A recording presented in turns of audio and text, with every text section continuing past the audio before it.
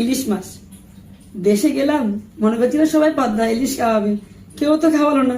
এখন ভোপালে এসে বোম্বাই ইলিশ। আজকে গরম গরম ভাতের সাথে ইলিশ মাছ ভাজা আর ইলিশ মাছ দিয়ে বেগুন দিয়ে রান্না করব। কেমন হয়েছে কমেন্টে অবশ্যই জানাবেন।